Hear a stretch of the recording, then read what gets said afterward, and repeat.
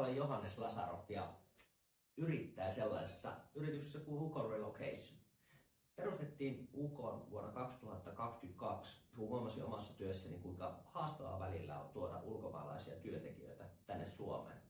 Prosessiin liittyy monia eri tekijöitä, kuten oleskeluluvan hakeminen, verokortin hakeminen, DVV, Kelan rekisteröinnit, pankkitilin avaaminen. Ja näissä kaikissa olisin kaivannut apua.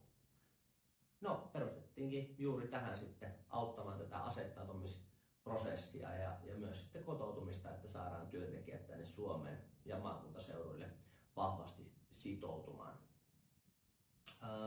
Mikä sitten tämä meidän palvelu, jos pitäisi kiteyttää yhteen niin kuin lauseeseen, niin me muutetaan tämä byrokratia ja pitkä niin kuin monimutkainen asettautuminen niin hyvin simppeliksi sille työntekijälle ja myös sitten työnantajalle. Eli työnantaja voi ulkoistaa itsensä täysin tästä prosessista ja sitten me autetaan työntekijää siten, että me selvitetään ja tehdään hyvin selkeäksi ja yksinkertaiseksi tämä koko prosessi Suomeen muuttamisesta. Miten me sitten tämä toteutetaan, niin mennään ihan askel askeleelta.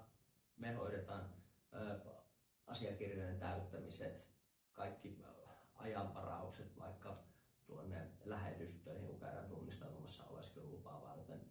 Ja ihan siten, että kädestä pitää ohjata sitä työntekijää, että hän voi keskittyä sitten työntekoon tai esimerkiksi pelaamiseen. Meillä on paljon urheilujoukkueita ja urheilijoita asiakkaina.